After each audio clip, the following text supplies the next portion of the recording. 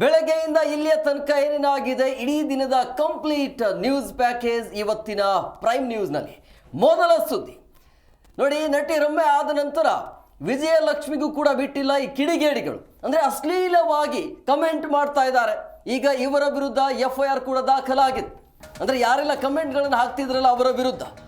So Ramya ಬೆನ್ನಲ್ಲೇ ಈಗ ದರ್ಶನ್ ಪತ್ನಿಗೆ ಅಸಭ್ಯವಾಗಿರುವಂಥ ಕಮೆಂಟ್ಸ್ಗಳು, ವಿಜಯಲಕ್ಷ್ಮಿ ವಿರುದ್ಧ ಜಾಲತಾಣದಲ್ಲಿ ನಿಂದನೆ ಆರೋಪ ಕೇಳಿ ಬರ್ತಾ ಇದೆ. ಅಶ್ಲೀಲ ಕಾಮೆಂಟ್ ಮಾಡಿದವರ ವಿರುದ್ಧ ಈಗ FIR ದಾಖಲು ಆಗಿದೆ. ಚೆನ್ನಮ್ಮನ ಕೆರೆ ಅಚ್ಚುಕಟ್ಟು ಪೊಲೀಸ್ ಠಾಣೆಯಲ್ಲಿ ಕೇಸ್ ದಾಖಲಾಗಿದೆ. ಸ್ವಯಂ ಪ್ರೇರಿತವಾಗಿ ದೂರನ್ನು ದಾಖಲಿಸಿಕೊಂಡಿದ್ದಾರೆ ಪೊಲೀಸರು. ಸರಿಯಾಗಿ ಬಿಸಿ ಮುಟ್ಟಿಸಬೇಕಾಗತ್ತೆ. ಪ್ರಕರಣವನ್ನು ದಾಖಲಿಸಿಕೊಂಡು ಪೊಲೀಸ್ ಕಡೆಯಿಂದ ಈಗ ತನಿಖೆ ಶುರುವಾಗಿದೆ.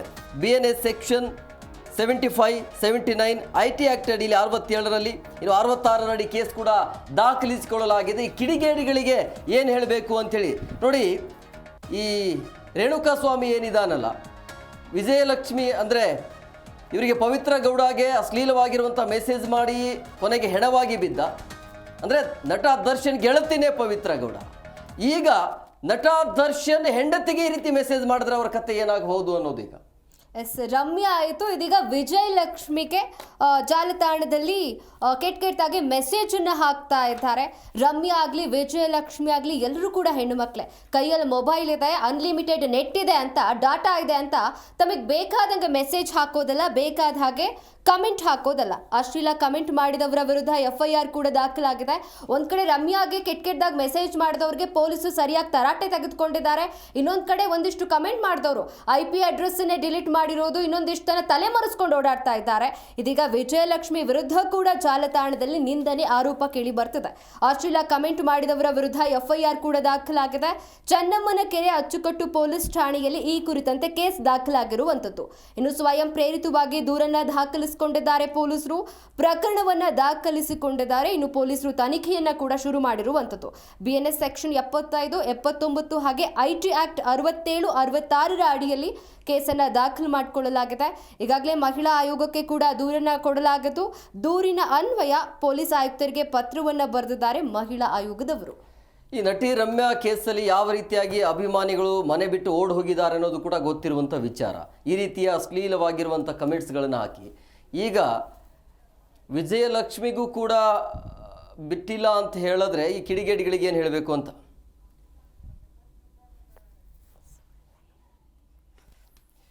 ಈ ಬಗ್ಗೆ ಮತ್ತಷ್ಟು ಮಾಹಿತಿ ನೀಡ್ತಾರೆ ನಮ್ಮ ಪ್ರತಿನಿಧಿ ವಿಶ್ವನಾಥ್ ಫೋನ್ ಸಂಪರ್ಕದಲ್ಲಿದ್ದಾರೆ. ವಿಶ್ವನಾಥ್, ಈಗ ರಮ್ಯಾ ಆದ ಬೆನ್ನಲ್ಲೇ ದರ್ಶನ್ ಪತ್ನಿಗೂ ಕೂಡ ಈ ರೀತಿಯಾಗಿ ಅಸಭ್ಯವಾಗಿರುವಂಥ ಕಮೆಂಟ್ಸ್ಗಳು ಬರುತ್ತೆ ಅಂತ ಹೇಳಿದ್ರೆ ಈ ಕಿಡಿಗೇಡಿಗಳಿಗೆ ಯಾವ ರೀತಿಯಾಗಿ ಬಿಸಿ ಮುಟ್ಟಿಸಬೇಕು ಅಂತೇಳಿ ಸೋಷಿಯಲ್ ಮೀಡಿಯಾ ಅಂದರೆ ಹೆಂಗೆ ಬೇಕಂಗೆ ಮೆಸೇಜ್ ಮಾಡ್ಬೋದಾ, ಹೇಗೆ ಅಂದರೆ ಈ ರೀತಿಯೂ ಕೂಡ ಅದನ್ನು ಉಪಯೋಗ ಮಾಡ್ಕೊಳ್ಬಹುದಾ?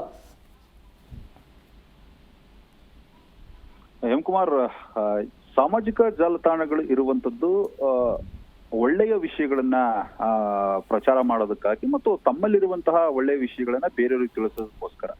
ಆದ್ರೆ ಇತ್ತೀಚಿನ ದಿನಮಾನಗಳಲ್ಲಿ ಸಾಮಾಜಿಕ ಜಾಲತಾಣದಲ್ಲಿ ತೊಡಗಿಸಿಕೊಳ್ಳುವಂತಹ ಕಿಡಿಗೇಡಿಗಳೇನಿದ್ದಾರೆ, ಅಭಿಮಾನದ ಹೆಸರಿನಲ್ಲಿ ಅಂಧಾಭಿಮಾನ ತೋರುವಂಥದ್ದು, ಈ ರೀತಿಯಾದಂತಹ ಕೃತ್ಯಗಳನ್ನ ಮಾಡುವಂಥದ್ದು.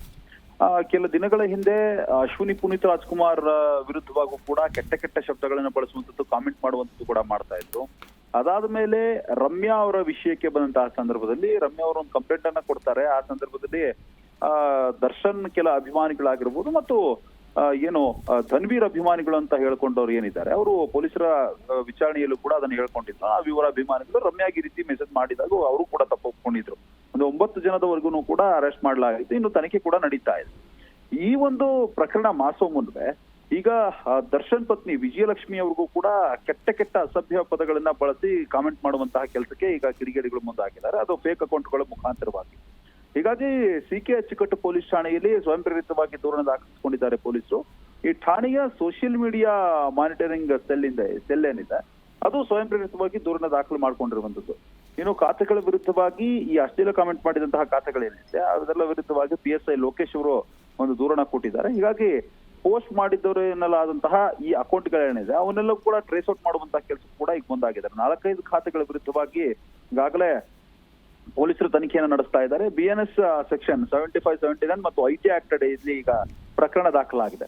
ಈಗಾಗಲೇ ಮಹಿಳಾ ಆಯೋಗ ಕೂಡ ಒಂದು ಕಂಪ್ಲೇಂಟ್ ಅನ್ನ ಕೊಟ್ಟಿರುತ್ತೆ. ದೂರಿನ ಅನ್ವಯ ಪೊಲೀಸ್ ಆಯುಕ್ತರಿಗೆ ಮಹಿಳಾ ಆಯೋಗ ಕೂಡ ಈಗ ಪತ್ರವನ್ನು ಕೂಡ ಬರೆದಿದೆ.